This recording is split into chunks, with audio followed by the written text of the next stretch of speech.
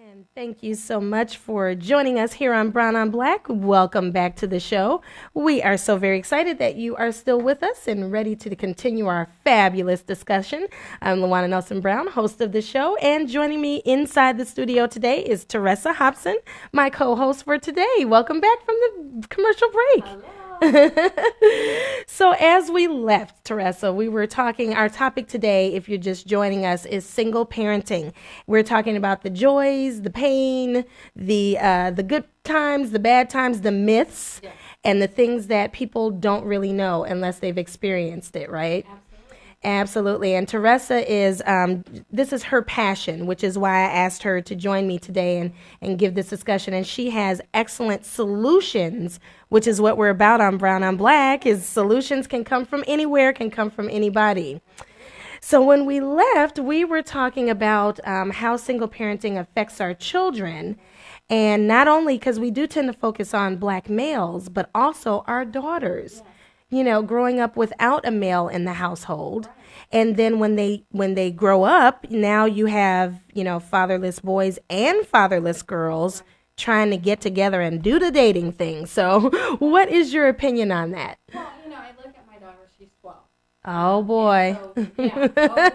We're in this area of her life where she's a preteen and she's starting to like little boys and trying to figure that out. And we start to try to have conversation about what is a good person for you. You Sure. know, I like him. Okay, why do you like him? Right. Because he's cute. Okay, but he's cute is not the answer I'm looking for. Exactly. And that is where a father comes in, because if a father had been modeling all those behaviors of what a good black man or a good man looked like, Right.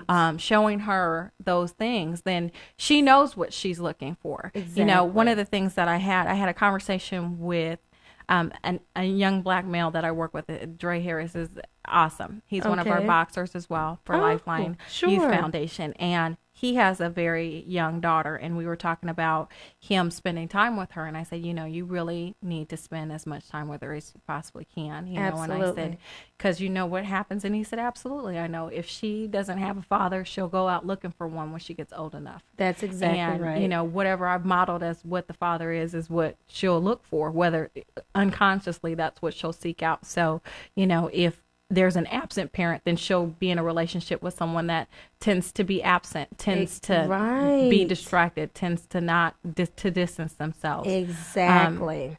And so I really want her to understand what a good person is, but she has to see it modeled. We can talk all we Exactly. want. Right. Children don't really learn from the verbal. Right. That's more of an adult learning thing. Right. Children learn from what they see, right? And Right. that's exactly right. I was actually reading Iyanla Van Zant's latest book, and she was talking about the exact same thing, about how she learned to accept crumbs from men. Absolutely. Absolutely. Because that's what she saw the women, all of the black women in her life do. She learned that, whatever they give you is what you accept, and you're happy with it. Right. She learned men can come and go as they please. Right. And then inadvertently she taught that to her daughter as well. Absolutely. And most of us, we think that, okay, I'm never going to do that. I'm going to teach her different, and we talk, and we say, don't do this, don't do that. You don't want to accept this. Right. But then at the same time, just as you said, We're doing the same thing. Exactly. So what are we really teaching our babies? Exactly. Which brings me to an article that I read recently. It was actually a blog. A young man talked about the availability of the marrying mate, a good mate to marry. Oh. And I know, and how, is it scarce? Is it, non-existent? And I know, and I'm going to put your business out there. I know you're in a long-term relationship. Yes, so. I am. So Yes, we're I going to am. talk a little bit too later about the differences too. But I wondered on your opinion, do you think that the good black man is extinct? I don't. I don't think that he's extinct. I think that society has made our view of what a good black man Yes. change.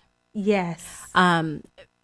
Our generation and the generations after us look at things a little bit differently than the generations, my mom's generation. It's, girl, is he working? Girl, is he paying his bills? Girl, does he treat you, does he take care of business? Anytime you ask him to do something, does he do it for you? Does he take care of the things that need to be taken care of?